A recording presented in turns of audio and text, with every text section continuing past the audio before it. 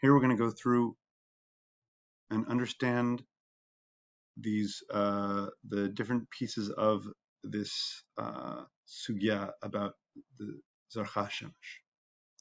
So remember, it begins with two brightot, two almost identical brightot. Right. Here's the first. The first starts Tanur Banan, the second Tanya Idach. Each one starts with a quote, v'chi, an objection, ella, a revised answer, or a revised explanation.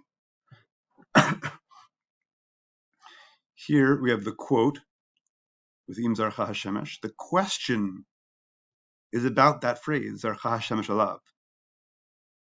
V'chi, does the sun shine only on him? It's that alav that's really the focus. It can't literally mean that. Ella, we're going to instead read it metaphorically. If it's clear as the sun to you, if it's clear as the sun about him, about the Ganav. So that core midrash is the same in both. Im Zarcha Shemesh alav, can that be literal?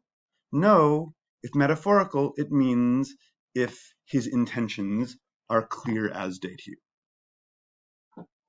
But beyond that, the two versions diverge.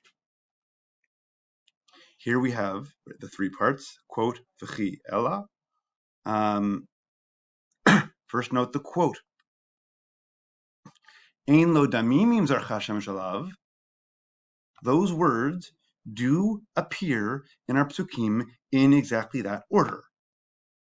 But obviously, it has taken some creative reading because it has paired the end of pasuk aleph with the beginning of pasuk bet.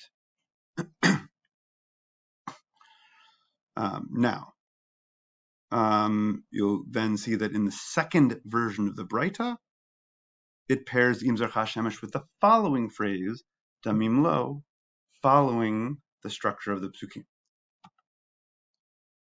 Now let's look more carefully at how they compare. Look, all of the underlined stuff is word for word the same. What are the differences? Ein lo damim versus damim lo, and the she'ein lo and sheyesh lo, right? And the rule. Okay, so now we have to look more carefully at the rule. Right? The first Braita says, pairing Ein lo damim with Zarcha Shemesh, if barur lacha davar kashemesh, if it is clear as day to you, she'ein lo shloim mimcha, if it's clear as day to you that he is not peaceful toward you, then you kill him. If not, then don't. And the second version is the opposite. If it's clear as day to you that he is peaceful toward you, then don't kill him. Otherwise, otherwise do. This is actually the opposite. If you're sure that he means no harm, don't kill, otherwise do.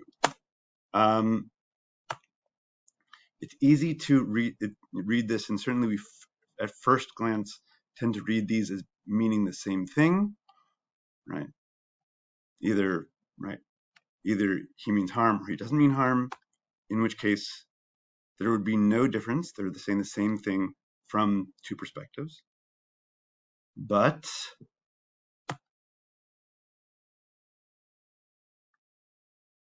the fact is that there is a very important third likelihood, third possibility, specifically that you don't know which is the case.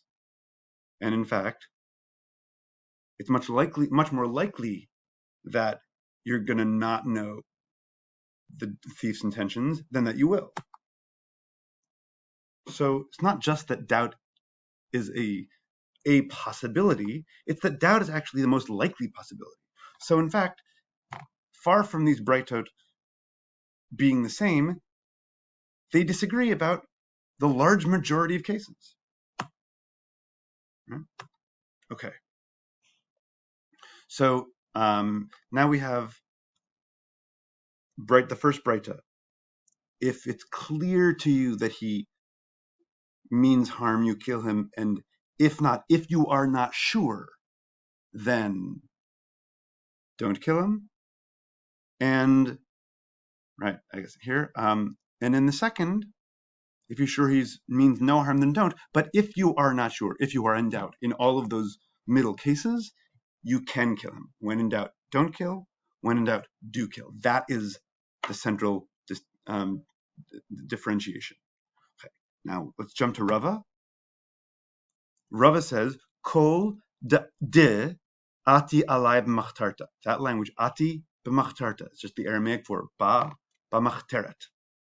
Anyone who comes upon me in a machteret, katil nalei, I will kill him, levar me, bar, like breita, meaning outside of or except for